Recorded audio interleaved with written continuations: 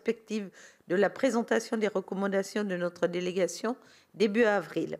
Je tiens à vous adresser mes excuses pour mon absence de la semaine dernière et à renouveler mes remerciements à Teva Rohfritsch qui m'a remplacé. Je sais pouvoir compter aussi sur vous pour continuer à approfondir ce sujet dont nous avons pu mesurer à chaque étape la complexité et les enjeux. Après notre focus sur les collectivités du Pacifique la semaine dernière, nous auditionnons ce matin M. Thibault Fievet, sous-directeur à la Direction générale des douanes et des droits indirects du ministère de l'économie, des finances et de la souveraineté industrielle et numérique. Il est accompagné de Madame Inès Monteiller, chef du bureau coordination, loi de finances, énergie et fiscalité frontalière. Merci pour votre présence et votre disponibilité afin de répondre à nos questions.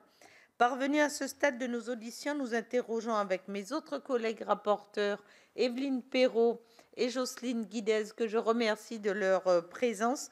J'excuse ma collègue Viviane Artigalas, qui est aussi retenue dans le cadre d'autres fonctions parlementaires, Dominique Théophile et Teva Rohfritsch qui est reparti dans son territoire sur un certain nombre de points concernant notamment l'impact des frais d'approche, de la réglementation douanière pour chaque outre-mer, de la fiscalité, en particulier de l'octroi de mer.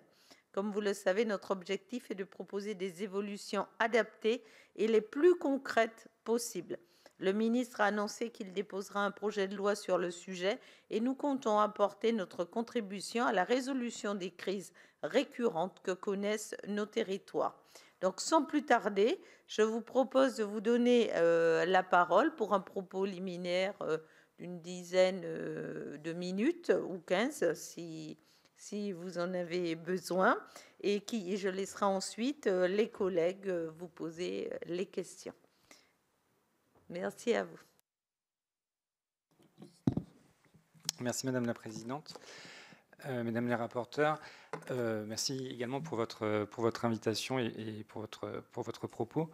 Mon propos liminaire sera relativement bref, simplement pour vous présenter le suivi, l'organisation du suivi en douane de ces sujets, notre actualité sur le sujet, puisque comme les autres administrations concernées, nous avons eu à travailler en particulier sur ces sujets en fin d'année 2024 et en ce début d'année 2025. Et puis ensuite, je vous propose, si cela vous convient, de dérouler le questionnaire que vous nous avez transmis et d'aborder les différents points. Donc, en douane, ma sous-direction, qui est la sous-direction de la fiscalité, suit, donc, outre des sujets de taxation du tabac, taxation des alcools, taxation des produits énergétiques et notamment l'octroi de mer, les octrois de mer, devrais-je dire. Et à ce titre, nous avons quelques idées et quelques réponses à apporter sur les questions 5 à 7 que vous nous avez posées. Au-delà, naturellement, la douane est implantée dans les territoires ultramarins et participe activement aux politiques de l'État dans ces territoires. Et nous reviendrons aussi bien sous l'angle commerce international que sous l'angle lutte contre les trafics. On y reviendra, j'imagine, dans notre propos. Je disais que nous avons été associés, que ce sujet de la lutte contre la vie chère est un sujet d'actualité pour nous, administration, et en particulier pour nous, administration des douanes, à Paris, mais aussi naturellement sur le terrain pour nos collègues, en particulier de la direction interrégionale Antilles-Guyane, puisque, eu égard aux mouvements sociaux qui sont faits forts en fin d'année, nous allons naturellement travailler à essayer de trouver des solutions, en tout cas à minima, essayer de traduire la volonté politique, les engagements de l'État sur ces sujets, et notamment en matière de traduction, d'application des décisions en matière d'octroi de mer, auxquelles on a essayé de contribuer pour éclairer les décideurs, et puis surtout qu'on a essayé de mettre en application le plus rapidement possible, et puis également en matière de prise de l'arrêté relatif au taux de TVA. Voilà, je ne serai pas nécessairement plus long sur mon propos liminaire, et ensuite, à votre convenance, je ne sais pas si vous prenez la main sur les questions et on vous répond, ou si on déroule le questionnaire. Je vous propose de dérouler le questionnaire. Sur le premier point évoqué dans le questionnaire, concernait la transparence et plus particulièrement le partage des données dont la douane a la possession. Effectivement, la douane, c'est une administration qui récolte beaucoup de données et qui d'ailleurs a en son sein un département statistique. C'est le département qui récolte les données, qui publie des données sur le commerce extérieur chaque mois. Concrètement, par rapport à la problématique du partage de données que vous soulevez, deux réponses peuvent être apportées. La première, c'est un certain nombre de données, depuis 2019, sont en open source, sont en source ouverte, en bon français, pardon. Elles sont disponibles sur Internet, elles sont anonymisées et elles peuvent être utilisées par tout à chacun. En particulier, elles permettent d'analyser les flux entre chaque département ultramarin et les autres territoires, que ce soit l'Hexagone ou les autres territoires. Donc encore une fois, ces données sont disponibles à tout à chacun. Parallèlement, dans le cadre législatif du secret statistique, il est possible de donner accès, notamment pour des recherches, pour des études économiques, puisque le point est soulevé dans votre question, il est possible de donner accès à des administrations, à des instituts de recherche, aux données non anonymisées. Tout ça se fait dans un cadre extrêmement précis. C'est le cas, par exemple, de la Direction générale des Outre-mer, qui est habilitée à utiliser un certain nombre de données de mémoire pour établir le rapport qui est transmis à la Commission dans le cadre de la décision Outre-mer. Autre point de communication des données, autre cadre législatif, celui qui est permis par l'article 59 du ODCS du Code des douanes. Vous évoquez dans votre question le partage d'informations avec les autres administrations et notamment avec la Direction générale de la concurrence et de la répression des fraudes. L'article 59 du ODCS permet à la douane, à la DGFiP et à la DGCCRF de communiquer l'ensemble des données qu'elles récoltent sur l'ensemble de leur mission. Donc il n'y a aucun sujet de ce niveau-là. Enfin, en tout cas, le cadre législatif est large et en même temps très, très solide. Et donc les données peuvent être communiquées à nos collègues de la DGCCRF. Voilà sur le premier point relatif à la transparence. Je ne sais pas si ça a plus de questions. Concernant la question du dédouanement. Vous posez la question des procédures de dédouanement, du coût de dédouanement et de la façon dont on peut fluidifier les opérations de dédouanement. Le principal enjeu, du point de vue de la douane en tout cas, c'est dans le cadre européen, pour fluidifier ces opérations, c'est d'offrir les téléservices les plus performants. De sorte que les opérateurs informent via les téléservices de leur cargaison, que ces conteneurs, que ces biens et marchandises sont examinés par l'applicatif. Elles sont soit contrôlées, et dans ce cas-là, nos collègues interviennent, soit mis en libre circulation le plus rapidement possible. Donc tout l'enjeu est celui-ci. À ce titre, un certain nombre de téléservices ont été déployés récemment, modernisés.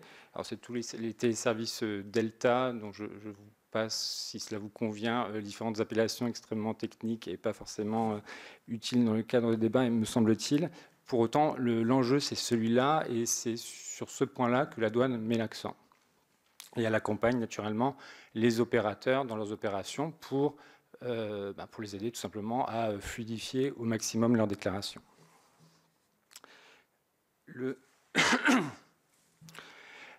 La question porte aussi sur les coûts du dédouanement.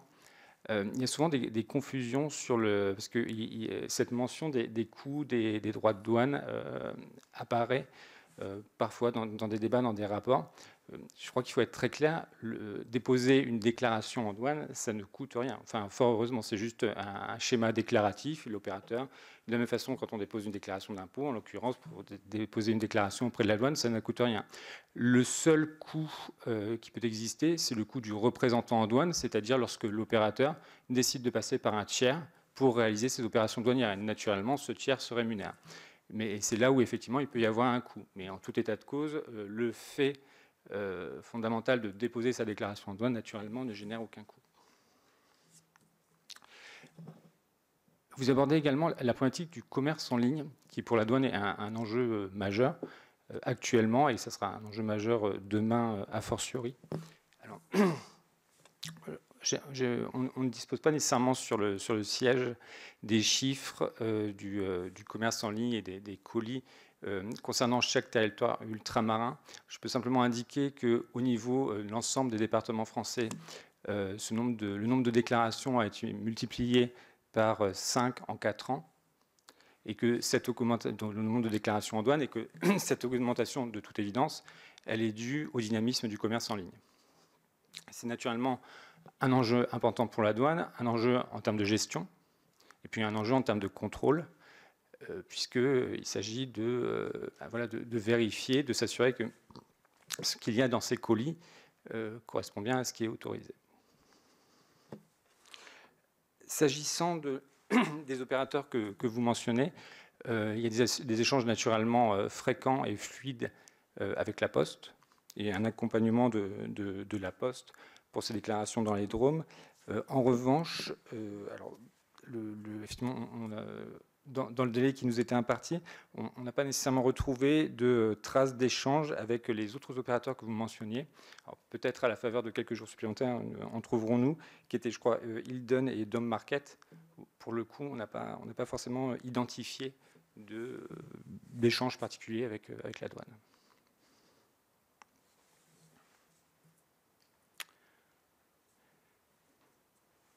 Vous posez également la question de l'état des infrastructures douanières.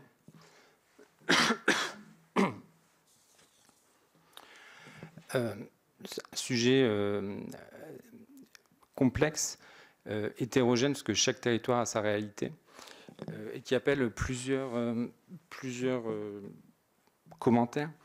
Le premier, c'est que finalement, il y a pourquoi est-ce que les situations sont disparates? Alors, certes, il y a un mouvement national, c'était ce que semble, un effort national, bien entendu, impulsé par la direction générale, ce que sous-entend votre question, par exemple en dotation progressive, en scanner basse intensité. Mais par ailleurs, il y a tout un tas d'autres facteurs par rapport aux équipements de la douane, à qui appartiennent les bâtiments, où est-ce qu'ils se situent. Donc ça, c'est le deuxième enjeu. Et puis le troisième enjeu, pour nos collègues et pour la douane en général, c'est d'être associé au maximum aux évolutions des opérateurs sur le terrain. Dit plus concrètement, la douane, en tant qu'administration de la marchandise et d'administration des flux, veille aux différents projets qui peuvent influencer ces flux. Par exemple, un port qui se développe, un aéroport qui déménage ou qui se développe, etc. Et tout l'enjeu pour nos collègues, c'est d'accorder le maximum d'attention et d'être associés à ces projets pour pouvoir positionner leurs infrastructures au bon endroit. Alors, partant de là, je ne sais pas si vous souhaitez que je fasse alors, on vous transmettra naturellement une description département par département et une analyse fine. Je peux illustrer le propos, je peux passer très vite, c'est à votre convenance.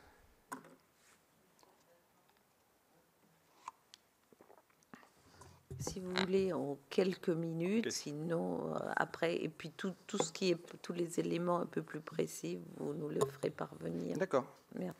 Moi, je peux peut-être juste très vite illustrer le propos par deux exemples.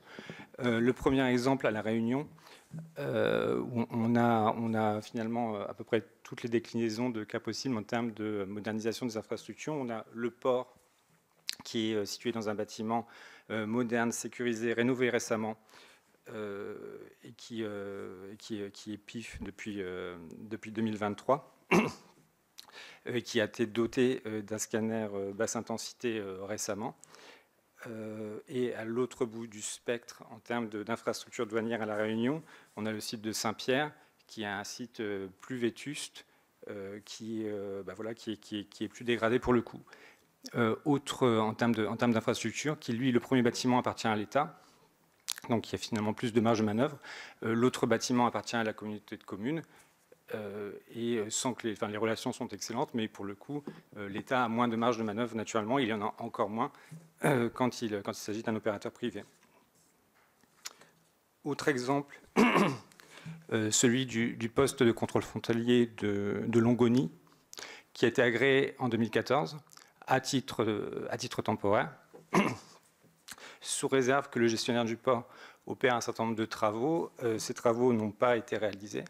Et il y a un vrai sujet aujourd'hui pour les administrations de l'État, pour la douane, pour le ministère de l'Agriculture, la DAF, de porter, de voir soit ces engagements réalisés, soit de porter un nouveau projet, ce qui est plutôt la position retenue par l'État, pour créer tout simplement un nouveau bâtiment, une infrastructure pertinente au sein du port.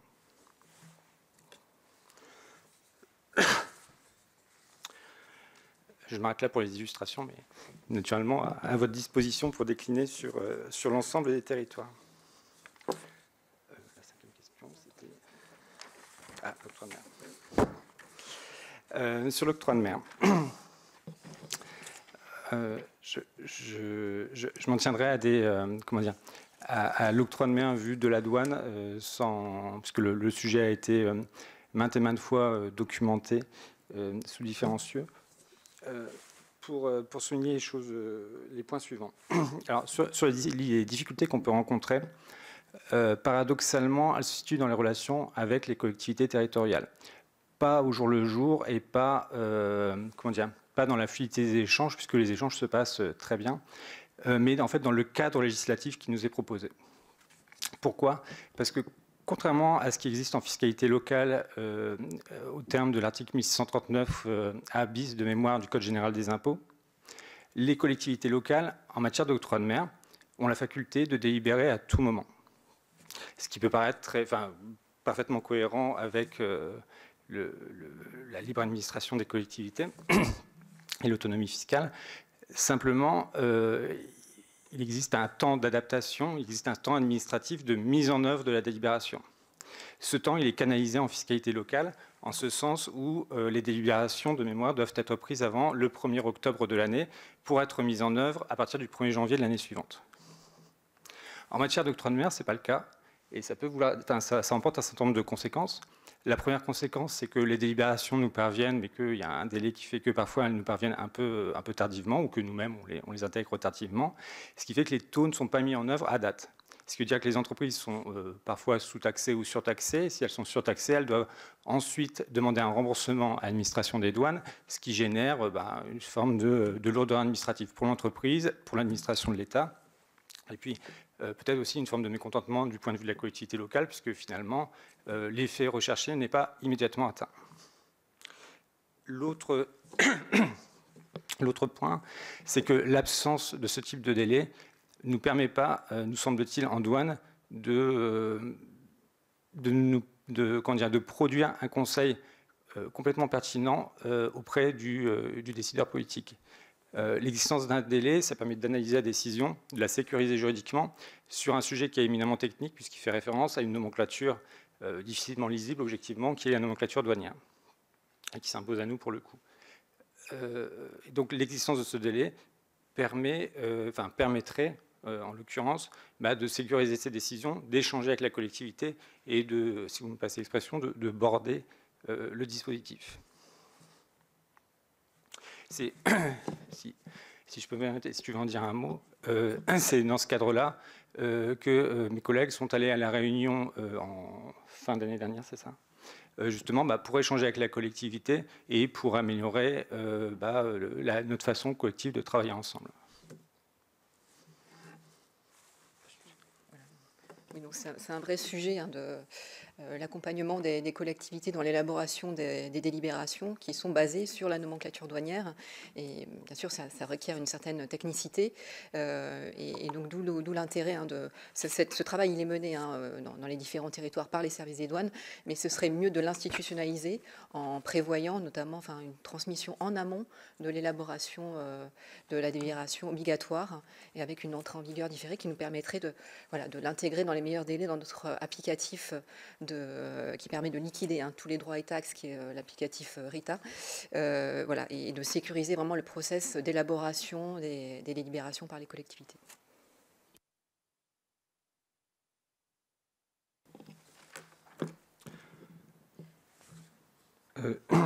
Sur les frais d'assiette et de recouvrement que vous mentionnez, on vous répondra de façon plus détaillée dans notre réponse écrite. On n'a pas forcément les éléments sur le siège.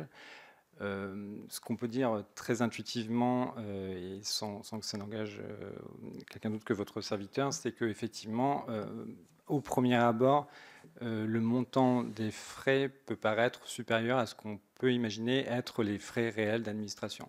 Mais plutôt que au-delà de ces propos, si cela vous convient, on vous répondra de façon plus détaillée et plus argumentée dans notre réponse écrite.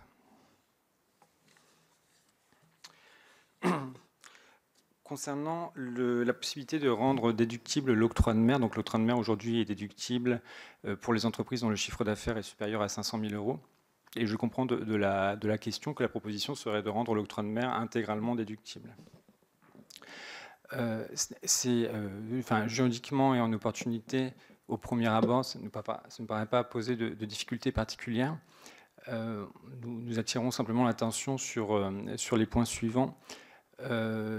Premier point, la question budgétaire, puisque la déductibilité suppose une attrition de la ressource budgétaire, puisque naturellement les entreprises paieront moins. Donc ça suppose, si on souhaite travailler à iso-rendement, d'augmenter les taux de taxes par ailleurs pour maintenir le même niveau de rentrée fiscale. Sans être allé jusqu'à deux autres remarques. La première, c'est que sans être allé jusqu'à une baisse, un abaissement total, une suppression en fait de ce seuil, ce dernier avait été abaissé à 300 000 euros il y a quelques années, avant d'être à nouveau rehaussé à 5 000 euros. Nous vous le préciserons, mais cet abaissement à 300 000 euros n'avait permis d'intégrer dans le dispositif que quelques dizaines d'entreprises, en tout cas moins d'une centaine, sans pour le coup produire les effets escomptés. L'autre contrainte, si on crée un dispositif de déductibilité, c'est que qui dit déductibilité dit comptabilité, et que donc il faut, entre guillemets, l'infrastructure comptable pour le faire. Intuitivement, on a assez peu de doutes que ce soit le cas dans certains territoires, notamment les territoires où il existe de la TVA. En revanche, dans des territoires, en particulier, je pense à Mayotte, où la TVA n'existe pas et où les professionnels de la comptabilité ne sont pas forcément extrêmement nombreux, il peut y avoir une vraie difficulté à créer un tel système pour des petites entreprises.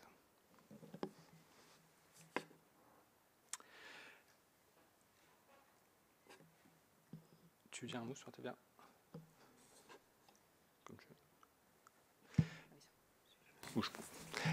Alors, concernant l'articulation entre la TVA et l'octroi de mer, donc, au terme de la loi, la TVA, effectivement, n'est pas intégrée à l'assiette de la TVA, l'octroi de mer. Alors, c'est sans doute un sujet qui mérite d'être creusé de notre côté, mais en tout cas, des éléments qui sont à notre disposition pour la partie importation, puisque la TVA est naturellement recouvrée par la DGFiP et le rôle de la douane, c'est de lui transmettre des informations pour l'assiette de la TVA à l'importation. Des informations qui sont les nôtres, l'octroi de mer n'est pas intégré. C'est-à-dire que l'organisation et l'application de la disposition est effective et la douane, quand elle transmet ces informations à la Direction générale des finances publiques, transmet bien l'assiette de la TVA, mais l'assiette attendue au terme de la loi, mais n'intègre pas à cette assiette l'octroi de mer.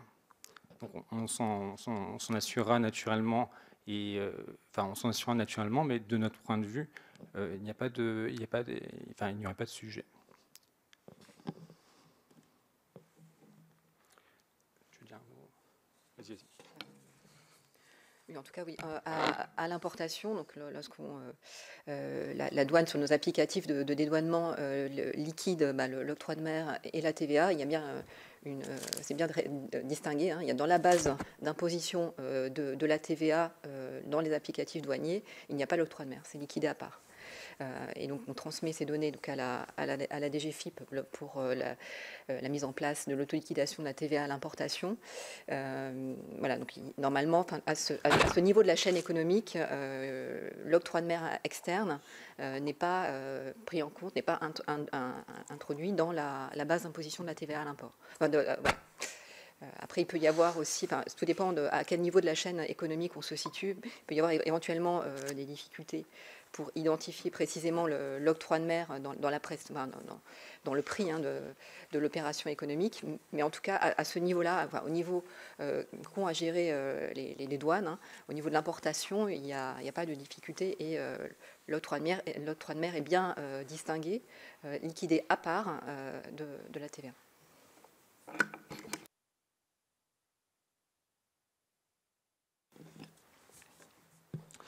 Vous nous interrogiez ensuite sur les raisons normatives ou douanières pour lesquelles certaines marchandises devraient quitter l'espace régional ultramarin qui est le leur pour se déplacer vers l'Union européenne continentale, puis retourner dans les territoires ultramarins qui étaient leur première destination.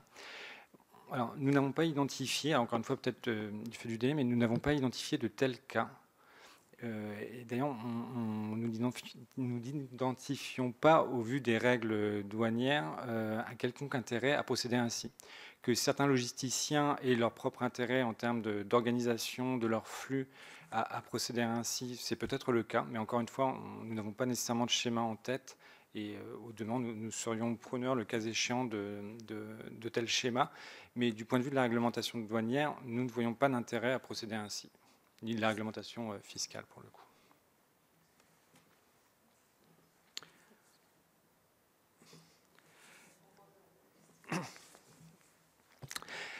Concernant le poste de dégrade de Cannes et des effets de la création de ce poste frontalier communautaire, donc ce poste a été mis en action en 2 temps, en septembre 2024 pour les végétaux et en décembre 2024 pour les denrées animales.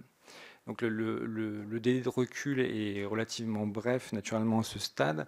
Et naturellement, nous n'avons pas observé d'augmentation particulière des volumes in fine apportés sur le territoire.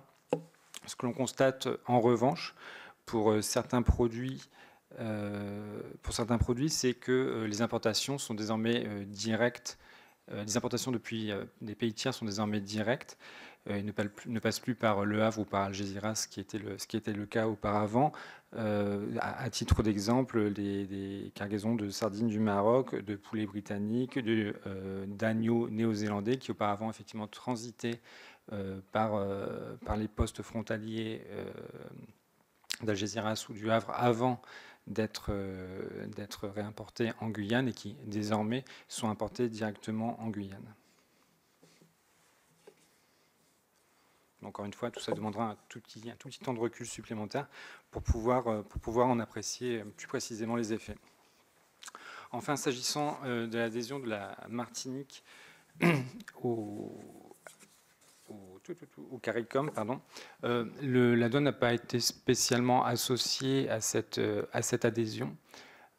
Toutefois, 2 éléments pour poursuivre votre question sur les projets d'intégration commerciale, d'ailleurs, qui concerne le territoire martiniquais.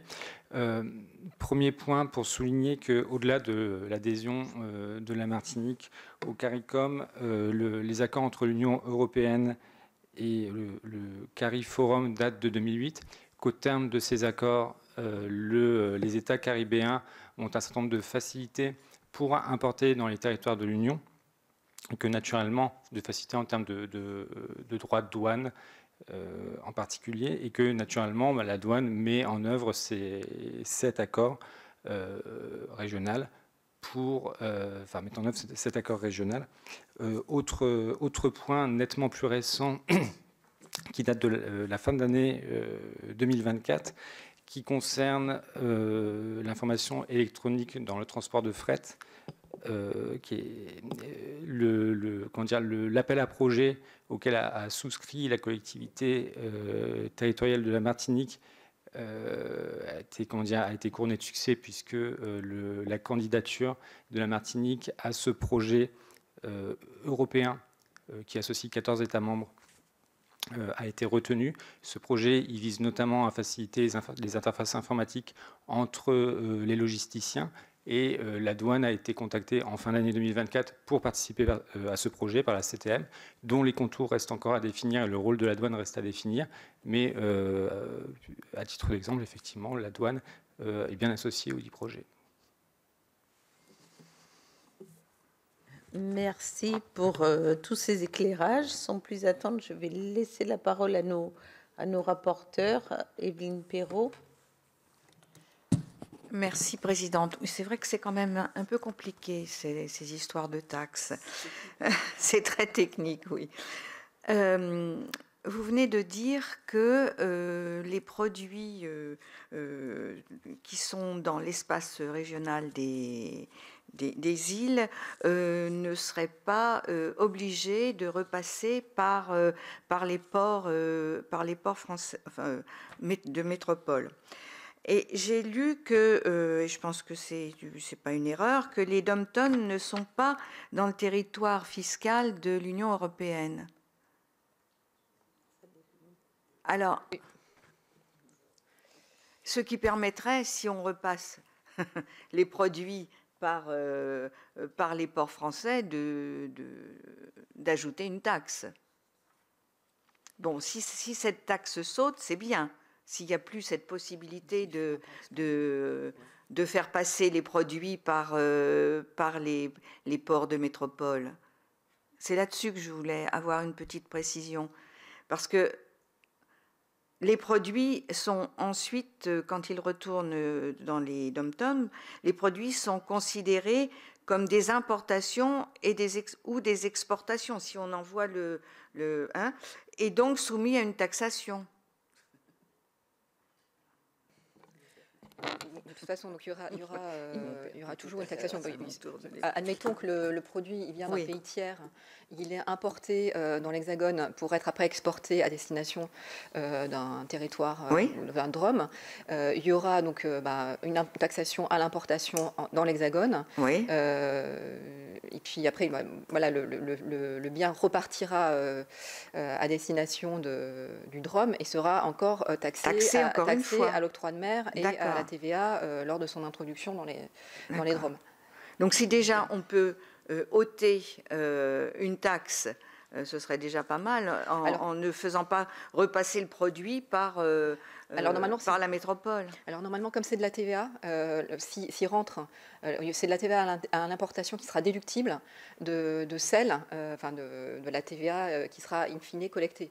Si on est sur un maillon TVA, ça va. Mais par contre, oui, il y aura de toute façon, il devra de toute façon collecter l'octroi de mer, il sera redevable de l'octroi de mer, mais ça, quelle que soit l'origine du flux. Hein. De toute façon, il y aura de l'octroi de mer, mais s'agissant de la TVA, en tout cas, la TVA sera déductible. La TVA à l'importation qui aura été collectée dans l'Hexagone, lors de l'introduction du bien dans l'Hexagone, pourra être déduite de celle qui sera déclarée à l'importation dans le DROM, voire même celle qui est, si on est sur une opération économique, la TVA, puisqu'on est sur des assujettis, la TVA à l'import collectée, qui doit être due lors de l'introduction dans le DOM, est elle-même déductible. Enfin voilà, on est sur des opérations qui sont déductibles. Après, il peut y avoir d'autres taxes, type redevance sanitaire éventuellement, qui sont collectées. Il faudrait qu'on voit. En une seule fois, donc là. Parce que les dépenses sanitaires sont dues à la réalisation des contrôles. Les contrôles sont réalisés dans le poste de contrôle, donc logiquement une seule fois. C'est là où on ne perçoit pas. Nous entendons votre question, et ce qu'on ne perçoit pas, c'est qu'une fois, donc le sujet TVA se gère par la déductibilité. L'octroi de mer, de toute façon, est in fine perçu, mais finalement le fait de passer par l'Hexagone ne change rien à la problématique. Ça n'augmente pas le prix. Ça n'augmente pas le prix. Du coup,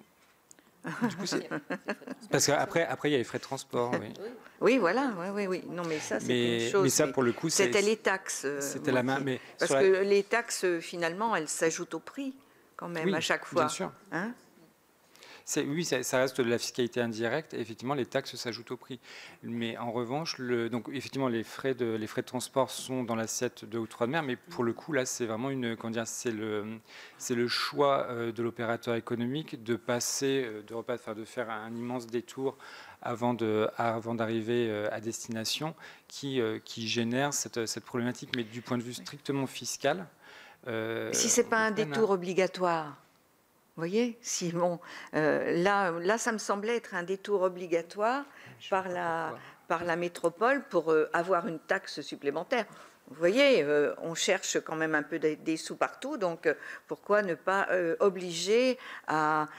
On a eu l'exemple de crevettes qui étaient de Madagascar, hein, et qui devaient repasser par la Bretagne avant d'être redistribuées à Mayotte. Vous voyez, il y avait des choses... Les accords commerciaux, je pense aussi, dans le cadre des accords commerciaux.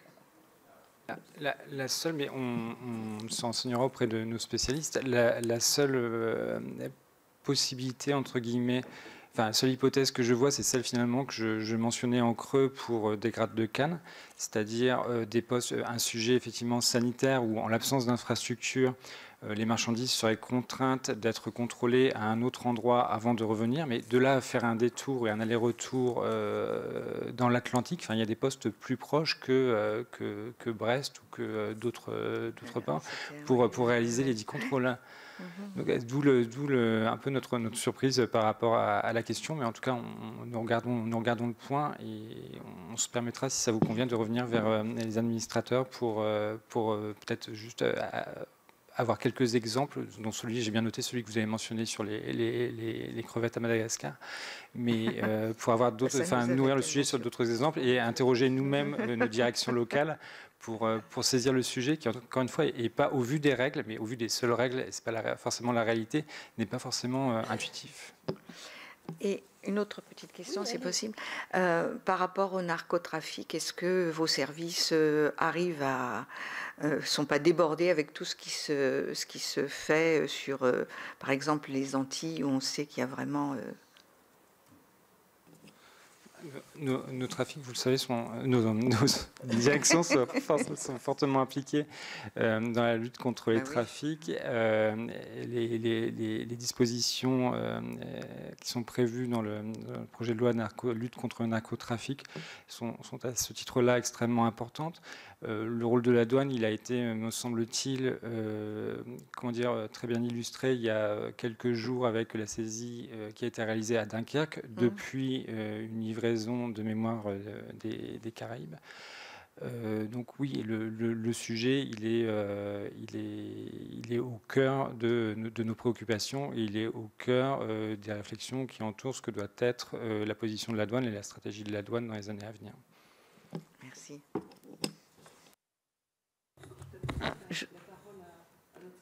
Jocelyne. Ah d'accord. Je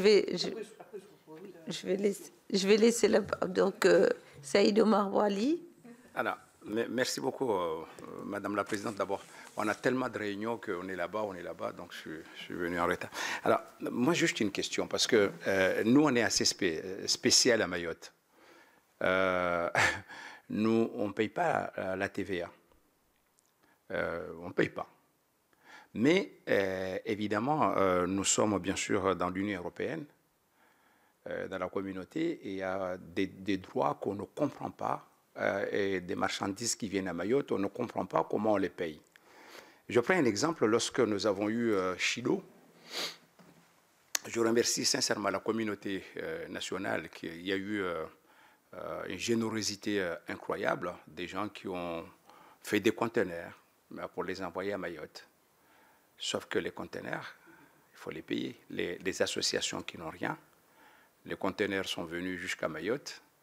On demande aux associations de payer 5 000, 6 000 euros pour pouvoir dédouaner les conteneurs. Alors, qu'est-ce qu'ils nous disent les gens ici? Ils disent, nous, quand on envoie des conteneurs en Ukraine, c'est gratuit.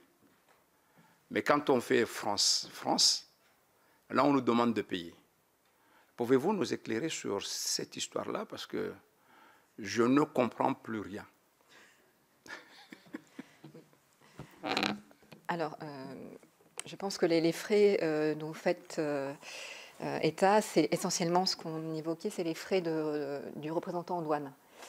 Qui est chargé je pense qu'ils ont eu recours directement à un représentant en douane, mais pour nous, enfin, on a essayé d'aider l'intervention du cyclone Chido. La douane a publié une note aux opérateurs pour essayer de simplifier au maximum la procédure, les formalités douanières pour l'expédition et l'introduction de biens pour les dons, pour l'aide d'urgence aux à la population mahoraise. Et donc, donc la note est en ligne sur le site de la douane, et on a vraiment réduit au minimum les formalités douanières. C'est juste un inventaire. Si c'est une association, elle doit juste donc se faire connaître de l'administration des douanes et fournir un inventaire détaillé des biens qu'elle souhaite, qui sont contenus dans le conteneur et qu'elle souhaite envoyer à Mayotte. Donc vraiment, on a simplifié au maximum les formalités douanières pour éviter justement qu'ils aient à avoir recours à un intermédiaire qui va leur facturer des frais de douane, ce qu'on appelle les frais de douane, des frais de représentation pour l'exercice de leurs formalités douanières. Pour moi, c'est vrai qu'on n'a pas d'eau, Oui. on n'a pas à manger. Oui. Bon, on est au mois de Ramadan, on tient. Mais moi, j'ai fait un courrier au préfet, je l'ai saisi, il m'a répondu que l'État n'a pas à réquisitionner des conteneurs, machin, il n'a rien, que les gens se débrouillent de payer point à la ligne avec les transitaires. Je ne comprends pas, donc si vous pouvez me faire passer la note. Elle est sur le site de la douane. Vous voyez, c'est en première page sur le site de la douane, vous verrez la note sur les aides, enfin, les formalités douanières. Des gens qui ont des conteneurs ici à Métropole qui veulent bien nous aider, Oui. ils disent on ne le fait plus parce qu'on nous demande de payer des frais de douane à Mayotte et les conteneurs sont là, ils pourrissent, les denrées se pourrissent. Vous imaginez, on n'a pas de... Les enfants n'ont pas de fourniture scolaire parce que tout a été emporté. Des gens font l'effort ici de nous aider en nous envoyant des fournitures scolaires. Les conteneurs sont là Oui, non, mais... parce qu'on leur demande de payer des frais de douane. Non. Alors, qui n'hésitent pas à contacter les services locaux des douanes, qui pourront les accompagner gratuitement dans l'accomplissement de leurs formalités douanières. Et voilà, parce qu'on a vraiment essayé de réduire... C'est dommage, je n'ai pas amené le courrier du préfet. Je dois l'avoir quelque part par là.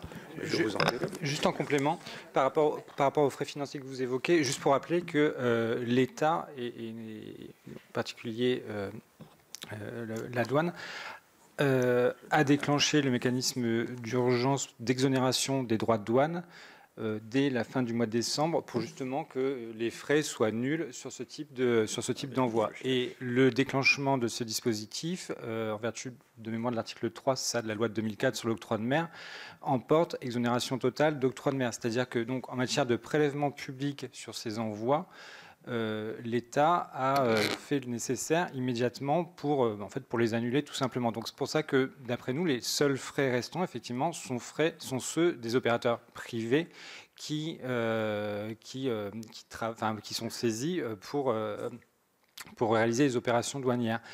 Mais comme le dit à l'instant ma collègue, tout a été mis en œuvre, en tout cas le maximum. Si d'autres idées émergent, nous sommes naturellement preneurs, mais le maximum a été mis en œuvre pour simplifier le plus possible les démarches des opérateurs, que ce soit en termes d'agrément, que ce soit en termes de documents à remplir, etc.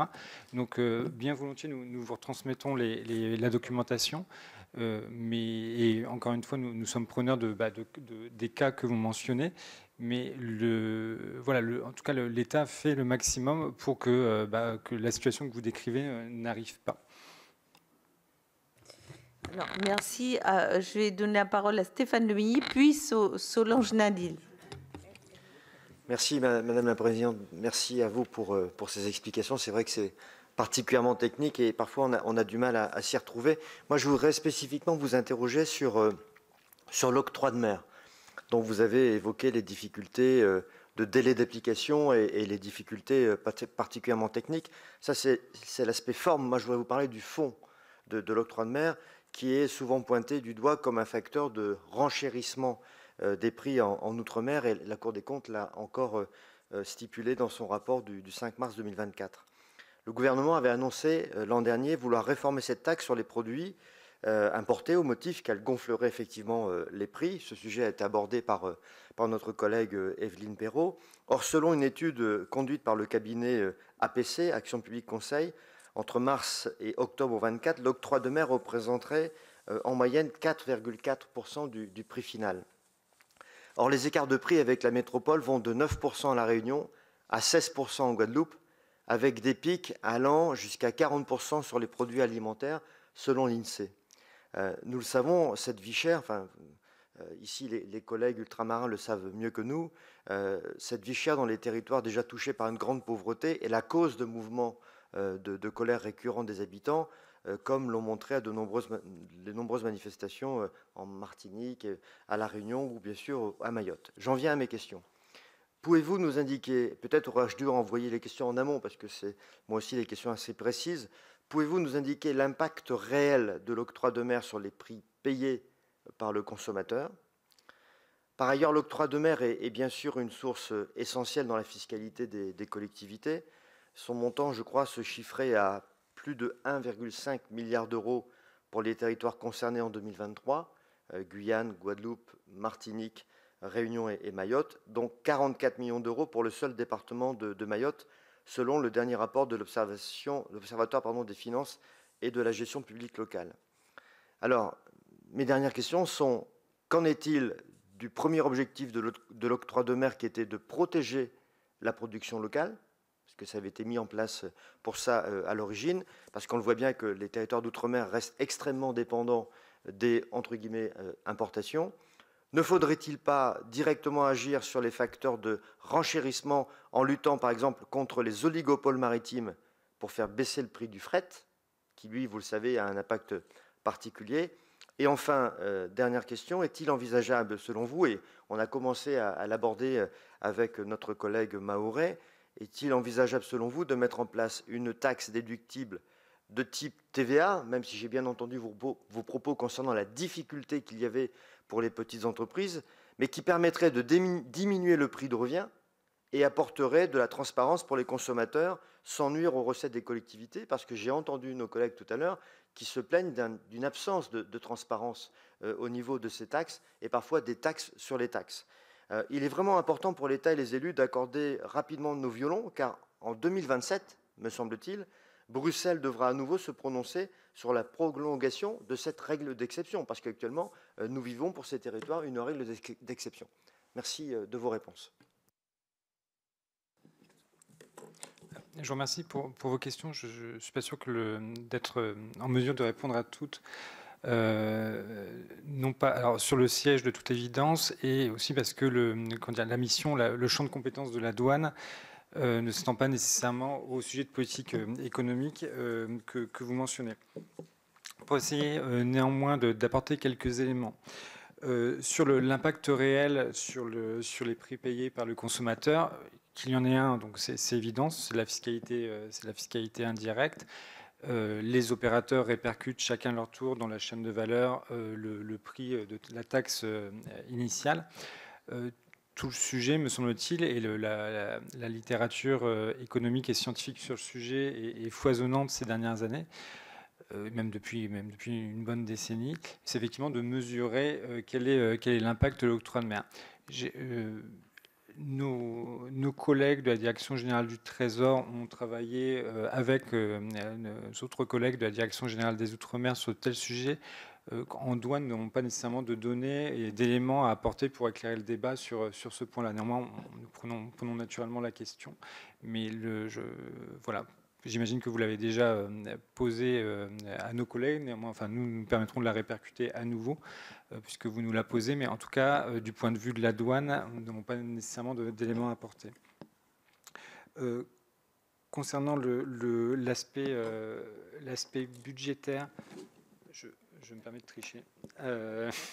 Et hontément, j'ai plus le chiffre. Il me semble que c'est un petit peu plus. Néanmoins, le montant vous mentionniez, je crois 44 millions d'euros pour Mayotte. Il me semble que c'est un peu plus élevé. Mais je parle de mémoire. Enfin, on vérifie en direct, mais le cas échéant, on le reprécisera et on pourra vous redonner les différents niveaux de rendement par territoire. Et ce sujet budgétaire, il est bien entendu. Chacun a en tête les deux objectifs de l'octroi de mer. Un, la protection du marché intérieur. Deux, une source de rendement pour l'émission des collectivités locales. Ce sujet budgétaire, bien sûr, il est prégnant dans l'analyse. Sur le fait de remplacer l'octroi de mer par de la TVA qui serait déductible, c'est effectivement une piste qui était avancée notamment par la Cour des comptes. C'était le scénario le plus radical proposé par la Cour des comptes. Bien sûr, il est bien entendu praticable. Ça permet d'introduire une taxe qui, effectivement, est déductible jusqu'au bout et non pas comme l'octroi de mer aujourd'hui pour les entreprises jusqu'à un seuil de 500 000 euros, même si, encore une fois, juridiquement, on pourrait tout à fait baisser le seuil de l'octroi de mer. Toute la difficulté, elle est double, me semble-t-il, voire triple, puisque vous mentionnez l'accord de la Commission. Il y a une difficulté de mesurer, d'être sûr de ce que l'on fait en termes de renchérissement du coût de la vie ou de baisse du coût de la vie. J'entends par là que la TVA, elle s'applique à tous les secteurs, c'est une taxe générale, ce qui n'est pas le cas de l'octroi de mer. Je ne dis pas qu'il faut conserver l'octroi de mer, je dis juste que dans parmi les éléments que vous pouvez vous apporter, c'est juste attirer l'attention sur le fait que la TVA s'applique à l'ensemble des consommateurs sur l'ensemble des produits. Ce qui n'est pas, encore une fois, le cas de l'octroi. Le deuxième point, je le mentionnais tout à l'heure, qui peut être rendre la réforme difficile dans certains territoires. Ce n'est pas insurmontable, mais encore une fois, je pense que c'est important d'attirer l'attention dessus. C'est le fait d'avoir une infrastructure comptable solide, c'est-à-dire des ressources humaines comptables qui soient capables de passer les opérations. Parce que la TVA, c'est un sujet essentiellement comptable, c'est pouvoir calculer ce que vous avez payé, ce que vous déduisez, et le faire au mois le mois. À notre échéance, le cas dans certains cas. Mais en tout état de cause, voilà, ça suppose, donc dans certains territoires, cette infrastructure comptable, par définition, elle existe déjà. Les territoires où la TVA s'applique, la Martinique, la Guadeloupe, etc. En revanche, alors, en Guyane, je méconnais la situation. À Mayotte, je comprends de ce que les collègues ont pu nous dire que la situation n'était pas forcément évidente de ce point de vue-là. Voilà. Après, effectivement, vous avez raison, la décision octroi de mer prend fin en 2027. Et quelle que soit si les autorités françaises souhaitent maintenir, parce que la décision est justifiée par l'application d'un taux différentiel sur certains produits, dans l'hypothèse où les autorités françaises souhaiteraient maintenir un tel différentiel, l'autorisation de la Commission devrait être à nouveau sollicitée. Solange Nadil. Et après, Jocelyne Guillet. Merci beaucoup, Madame la Présidente. Merci au rapporteur de nous laisser la parole, puisque moi, je dois partir vers 11h. Alors, monsieur, madame, merci pour vos premiers propos. Alors, moi, je vais vous lire quelque chose issu d'une revue de fiscalité et je ne comprends pas. Alors, j'ai un peu compris, mais j'aimerais des précisions. Alors, il est dit, alors la question posée, quelles sont les taxes à payer pour un envoi particulier à particulier entre l'Hexagone et l'Outre-mer? Tout envoi depuis l'Hexagone vers un département d'outre-mer, Martinique, Guadeloupe, Guyane, Réunion et Mayotte, ou à l'inverse d'un département d'outre-mer vers l'Hexagone, est susceptible d'impliquer le paiement de taxes douanières, TVA, octroi de mer à son arrivée. Les DOM ne sont en effet pas intégrés dans le territoire fiscal de l'Union européenne. Autrement dit, les envois de marchandises depuis ou vers les DOM sont donc considérés comme des importations ou des exportations et sont soumis à taxation. Moi, ce qu'on veut faire de l'octroi de mer comme la bête à abattre, entre guillemets, moi je demande sur le plan fiscal, pourquoi, comme les départements de l'Hexagone, nous ne sommes pas intégrés dans l'Union européenne. Et à ce moment-là, certaines taxes disparaîtront. Merci beaucoup.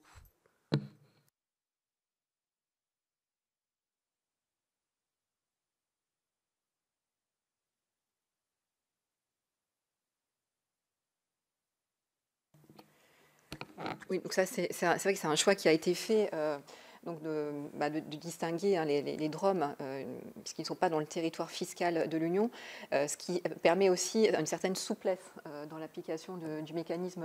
Donc on est sur des flux import-export, mais également on peut avoir donc, des taux de TVA qui sont plus bas que dans l'Hexagone, et également d'un régime d'exonération qui est plus développé que ne le permet le régime applicable dans l'Hexagone, puisqu'on n'est pas soumis à la directive TVA. Donc ça a aussi une souplesse, le fait de ne pas mettre les DROM dans le territoire fiscal de l'Union, puisqu'on est en dehors du cadre de la directive TVA, donc ça permet quand même aux autorités une certaine souplesse.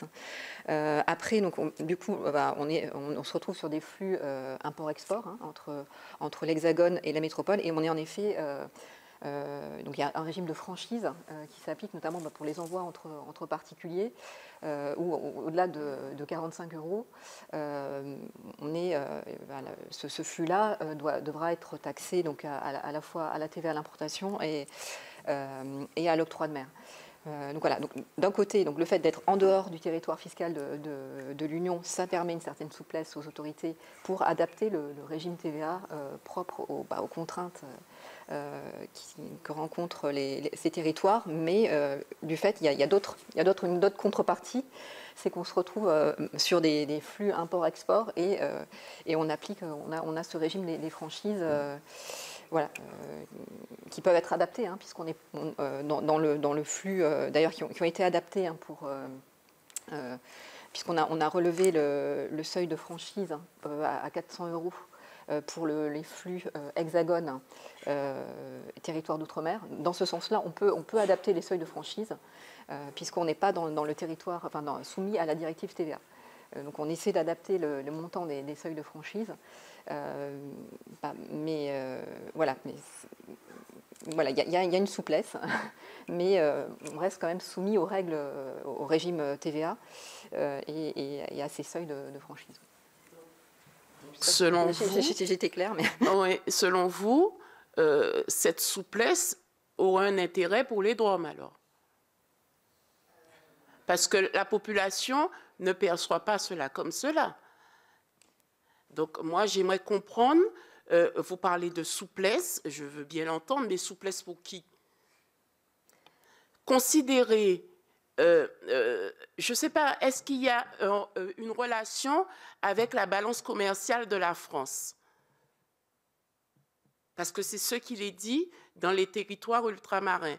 La France ne nous inclut pas dans l'Union européenne pour que sa balance commerciale, parce qu'il faut le reconnaître, la balance commerciale de la France, elle est positive grâce aux Outre-mer.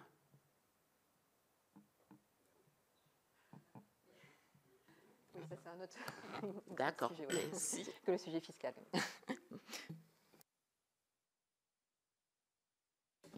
Bravo, tu as mis une belle épine dans le pied des douaniers de la douane. Non, mais c'est très bien, parce que je te rejoins moi complètement là-dessus. Hein.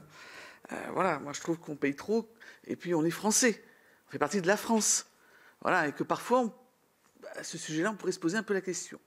Voilà, moi je voulais juste vous demander, parce que après tout, c'est vrai que c'est très complexe, est-ce que la douane qui nous attend à la sortie des avions, c'est la même chose? Est-ce que c'est les mêmes douaniers, c'est les mêmes... Est-ce que c'est le même service? C'est le même douanier, oui. D'accord, c'est le même service.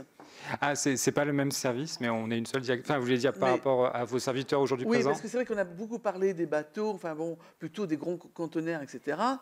Mais on a aussi la douane qui nous attend aux sorties des avions, etc. Alors, moi, je trouve que parfois, il faut un peu de zèle. Je vais vous expliquer pourquoi. J'ai un ami qui est arrivé, vous savez que normalement, on a droit à 10 litres de rhum. C'est toléré. Alors, ils sont capables de jouer sur les mots.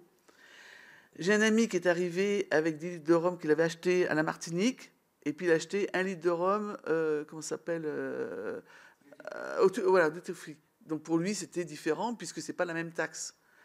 Quand il est arrivé donc ici, en métropole, évidemment, il se fait arrêter. Enfin, il se fait arrêter. On lui demande d'ouvrir sa valise.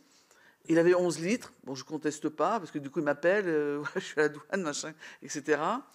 Là, pour 1 litre, il a payé 2 taxes dessus. Donc, ça lui a coûté pas loin de 800 €, la petite histoire. Et après, on lui dit, ben voilà, vous avez une solution. On peut vous enlever une des 2 taxes, mais vous laissez tout votre rhum. Moi, je voudrais savoir que devient ce rhum-là qu'on laisse. Donc, du coup, il a refusé. Il a payé ses 800 €. Hein. Il a ramené son rhum à la maison, c'est 11 litres. Ça lui a coûté cher, son 1 litre supplémentaire. Je peux vous dire qu'ils n'étaient pas franchement aimables, parce qu'à la rigueur, il y a une réglementation, et je ne discuterai jamais sur une réglementation. Voilà. Mais je trouve quand même cela un peu douteux. Voilà. En plus, c'était mon rhum pour l'année. Encore, peut-être pas pour l'année. Mais bon. Non, mais bon, parce que... Moi, je trouve que ça fait cher, le petit punch. Non, mais même, là, il a été emmené comme si c'était vraiment quelqu'un, tu vois, voilà. Parce que, est-ce que vous avez quelque chose à déclarer dans vos valises, tabac, rhum? Donc, il dit, ben oui, du rhum. Voilà. En plus, ça, on lui dit, mais vous auriez dû dire que vous en avez 10 litres. Il n'a pas posé la question. Oui, j'ai du rhum. Donc, au bout d'un moment, comme c'était un grand bandit, tu vois, enfin bon, j'ai trouvé ça quand même un peu limite. Et moi, j'aimerais bien savoir que quand on confisque du coup le rhum, puisqu'il avait soit le choix de payer... alors, je ne me souviens plus laquelle des deux taxes il pouvait être supprimée. Hein. Mais une des deux taxes pouvait être supprimée, mais à condition de laisser le rhum sur place. Moi, je voudrais bien savoir ce que devient ce rhum. Et ce qui se dit, je vous le dis franchement, c'est que ce rhum, il est partagé entre eux après. Voilà. J'ai essayé d'éclairer le sujet sans être certain de parvenir à dénouer toute la problématique. Donc, premier point, non, le rhum n'est pas partagé entre douaniers, ni même les autres saisies.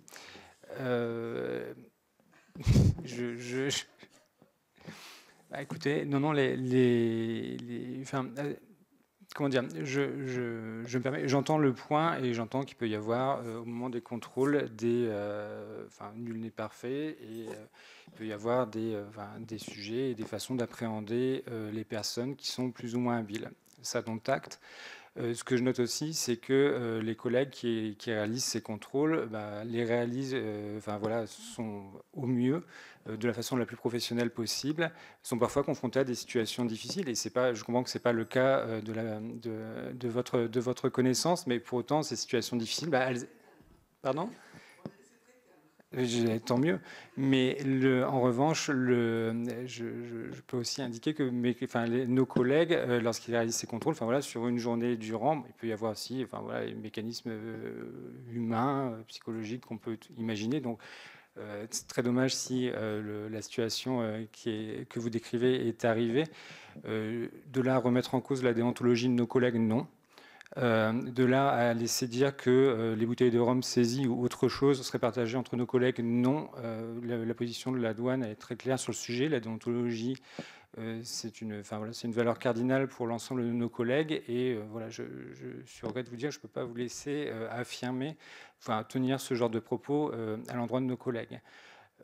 Ensuite, sur le cas que vous mentionnez, encore, ce qui n'enlève rien au cas que vous mentionnez et au fait que j'entends que la façon dont l'échange s'est passé, manifestement, n'a pas été la façon la plus diplomatique ou la plus adaptée. Donc, je prends le point, j'ignore même le fond de l'affaire. Mais pour autant, le seul point que j'ai en tête, c'est effectivement le tarif fiscal du rhum que je confirme qui est effectivement très élevé, puisque l'accise sur le rhum pour le coup est particulièrement élevé. Mais au-delà de ce point-là, que de vous dire que effectivement nul n'est parfait et que les choses peuvent se passer plus ou moins bien. Et je comprends que là, de votre point de vue, elles ne sont pas bien passées et nous le regrettons. Mais du point de vue déontologique, encore une fois, j'affirme avec la plus grande fermeté que la douane, la communauté douanière, fait de sa probité tout simplement une vertu cardinale, tout simplement parce qu'il y a un enjeu de crédibilité pour la douane et qu'il est hors de question quand des situations se manifestent. Il peut arriver qu'il y ait des, entre guillemets, des cas marginaux, atypiques, des gens qui, comme dans toute administration, sur 17 000 personnes, ça peut arriver statistiquement. Mais en revanche, dire que c'est, tenir les propos que vous tenez, je ne les partage pas.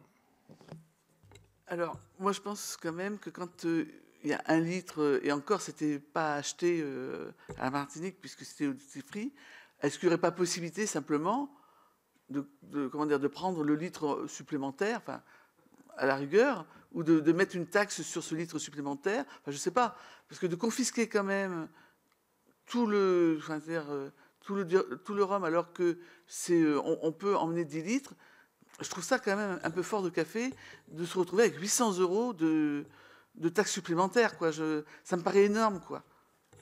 Je trouve que c'est vraiment démesuré. Non, mais je comprends votre point. En toute franchise, je n'ai pas nécessairement en tête les bases réglementaires qui permettent d'appuyer telle ou telle démarche. Donc ça, on regardera et nous apporterons la réponse par écrit dans le questionnaire. Voilà. Mais je suis... Non, mais c'est un exemple, mais en même temps, c'est très intéressant parce que comment dire, enfin, pour nous, en tout cas, de cet exemple, vous semblez tirer des généralités qui nous heurtent. Et je pense qu'il est important pour nous de profiter de cette audition pour échanger sur l'ensemble des sujets, mais aussi pour lever tout doute sur ce que vous semblez soulever. Merci pour cette clarification. Il est vrai que parfois on a des idées reçues et il est bien de temps en temps de clarifier les choses. Vous avez évoqué les ports, les infrastructures portuaires. Avez-vous été quelque part concerté ou associé à la nouvelle stratégie de déploiement de la CMA-CGM dans les Antilles françaises, puisque sa stratégie de verdissement consiste à développer un peu plus le port de Pointe-à-Pitre. Donc, êtes-vous aussi organisé, on va dire, matériellement pour pouvoir absorber tous ces flux, et notamment ceux qui arrivaient vers Saint-Martin? Deuxième point, donc, je comprends aussi la difficulté à laquelle vous êtes confronté concernant les modifications liées aux délibérations des conseils, des différents conseils municipaux.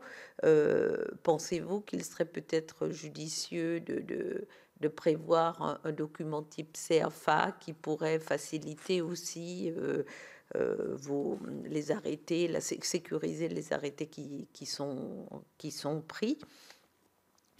Et dernière question, ce serait plutôt pour revenir sur le port, sur les opérateurs, les relations avec les gestionnaires de port. Est-ce que vous avez évoqué tout à l'heure le port de Lagoudy? Quelles sont les relations? Est-ce que les relations sont fluides avec les gestionnaires de port? Merci pour vos questions, Madame la Présidente. Sur le premier point, sur le projet de hub de la CMA-CGM, sans entrer dans le détail que nous ne maîtrisons pas, mais oui, nos collègues que nous avons interrogés dans le cadre de cette audition nous ont indiqué effectivement être associés aux réflexions qui sont menées et au projet de la CMA sur le sujet, être associés pour pouvoir adapter notre fonctionnement et l'application de la réglementation sur place. Donc la réponse à votre première question est positive. Sur le fait de prévoir un document en matière de délibération, nous partageons absolument votre idée. Je crois que notre souhait, c'est de se positionner entre guillemets en offre de service au regard du décideur qui est l'autorité politique locale, et de lui faciliter la vie sur un certain nombre de points que sont effectivement le formalisme de délibération, qui ont une certaine forme, de lui faciliter la vie par rapport à l'application, à l'interprétation de la nomenclature douanière qui est extrêmement complexe et qui change chaque année. Et c'est vrai qu'un service financier, une direction administrative et financière d'une collectivité ultramarine, n'a pas forcément pour vocation de se tenir à jour des évolutions de la nomenclature douanière. Et nous pensons que nous pouvons apporter quelque chose de ce point de vue-là. Nos collègues de la Martinique, au moment justement de toutes les réflexions sur les baisses des taux d'octroi de mer, etc., ont produit de leur propre chef un tableur, des outils numériques pour calculer, essayer de faire des prévisions sur ce que donnerait telle ou telle baisse et transmettre ces données aux autorités locales. De la même façon, ce que nous souhaiterions faire, c'est généraliser cette démarche, encore une fois, pour appuyer les décideurs locaux. Donc, pour essayer de synthétiser mon propos, oui, je pense que prévoir un document unique, entre guillemets, à la main des collectivités, c'est quelque chose de nécessaire. J'ajoute un dernier point, pardon, un reproche qui nous est fait régulièrement par la Cour des comptes, enfin en tout cas une recommandation, pardon, qui nous est faite régulièrement par la Cour des comptes, et celui de la transparence des délibérations. Il nous semble, nous, qu'on pourrait travailler collectivement avec les autorités locales, si elles en sont d'accord, puis avec nos collègues de la DGOM, pour publier sur une page douanière les délibérations et pour permettre, pour renvoyer, pour que les entreprises, sur une seule page, trouvent l'ensemble des taux, etc. Enfin, l'idée, encore une fois, c'est vraiment de se positionner en aidant du décideur local et en aidant des entreprises, puisque c'est vrai, la réglementation est compliquée. Je me permets une toute petite digression à ce propos. Une des recommandations de la Cour des comptes qui nous semblait plutôt de bonne loi, mais qui nécessite une modification de la loi, était de limiter le nombre de taux applicables. C'est quelque chose qu'on a connu il y a quelques années en matière de taxation de l'électricité, à l'époque où les taxes locales sur la consommation finale d'électricité, les TLCFE, existaient. Le paysage fiscal était très complexe parce que chaque collectivité pouvait adopter, à l'époque c'était pas des taux, c'était des coefficients, mais peu importe, pouvait adopter au centième près son propre taux, et donc il existait une multiplicité de taux. Et ces taux ont été réduits à 5, sans, il me semble que cela ait créé une forte émotion du côté des décideurs locaux. Et il nous semble que ça pourrait être une piste aussi intéressante dans le prolongement des recommandations de la Cour des comptes que de limiter le nombre de taux applicables pour que les entreprises aient juste à se dire il y a 6 taux applicables, lequel s'applique à tel endroit pour telle marchandise, et non pas chercher dans l'infinité des chiffres. Sur les relations avec les gestionnaires de port, cette relation elle est double. Elle est au titre du contrôle des flux, dédouanement et contrôle. Et effectivement, quel que soit le territoire français sur lequel la douane effectue ses missions, à Pointe-à-Pitre, à La Réunion, à Marseille, au Havre, etc., la douane se fait fort d'entretenir des relations avec l'autorité portuaire, justement, parce que il y a un vrai enjeu à avoir les échanges les plus fluides possibles, les informations le plus rapidement possible.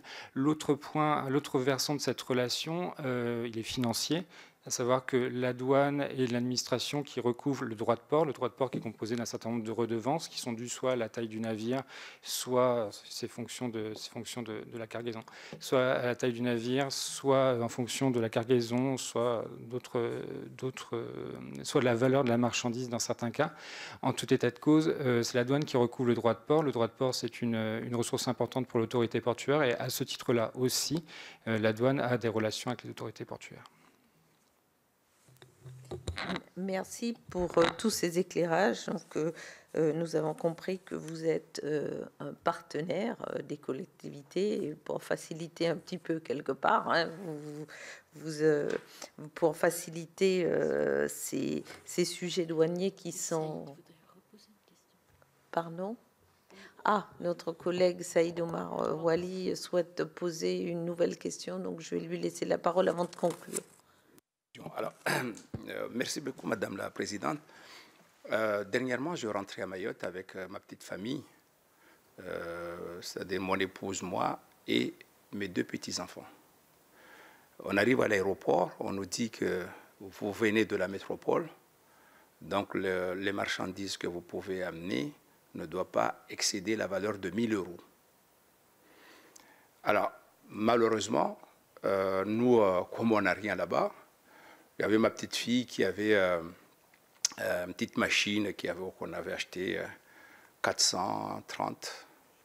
L'autre avait une machine qui est cotée 430. Alors, disons, multiplié par 4. Donc, ce qui fait 1700 et quelques. Et là, on nous dit, vous devez payer le droit de douane. Parce que ça dépasse les 1 000 €, on est à 1700 et quelques. Oui, c'est certain. Je demandais si je venais du Kenya. Alors ils me disent, au Kenya, ce serait encore pire. Parce que on prend même l'âge de l'enfant. Si l'enfant a moins de 15 ans, regardez bien ce qui s'est passé à Mayotte. Moi, je voyage souvent. Si l'enfant a moins de 15 ans, la valeur de la marchandise qu'il doit amener ne doit pas dépasser 150 €. Et je l'ai noté parce que ça m'avait surpris. Et s'il a plus de 15 ans, la valeur de la marchandise ne doit pas dépasser 430 €. Ça me paraît quand même un peu excessif. Moi, je rentre tranquille avec les jouets, on me dit qu'il faut payer le droit de douane parce que c'est fixé à 1 000 €. Donc, est-ce qu'on ne peut pas, franchement, essayer de modifier ces choses-là? C'est la France, c'est la France. Mayotte, département français, je viens de la métropole, on me dit de payer. Bon, voilà. Je voulais avoir votre sentiment sur ça.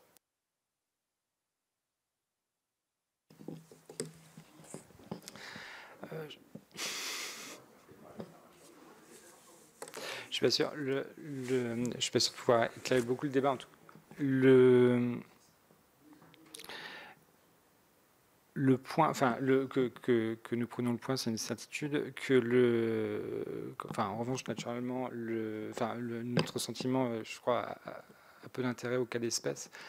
En revanche, j'entends tout à fait le point que vous soulevez. On est en train de vérifier en même temps que je vous réponds, pardon, les franchises applicables. Nous n'avions pas nécessairement en tête le point sur l'âge que vous mentionnez. Donc on vérifiera, ne serait-ce que pour notre culture, notre édification personnelle, la base juridique qui permet de discriminer en fonction de l'âge. En tout cas, nous prenons le point, et au-delà de, comment dire, la douane n'est pas, nous transmettons pour le coup à nos autorités le sujet que vous mentionnez et votre souhait de voir aplanir cette situation. Je comprends qu'elle vous heurte et comprend tout à fait. Madame, moi je veux bien. C'est que moi je demande au moins qu'on affiche à l'aéroport, voilà, quand vous venez de la métropole, voilà ce que vous devez. Comme ça au moins on sait. Mais c'est surprenant quand vous arrivez et qu'on vous dit, voilà, mais au moins mettre des affiches, mettre un tableau. Je pense qu'il y a un effort de communication. Voilà, la communication, c'est ça. Et souvent, c'est nous les élus, on nous dit, c'est vous qui avez voté ça. C'est vous. Donc, payez. Bon, c'est vrai qu'à Mayotte, il n'y a que l'octroi de mer.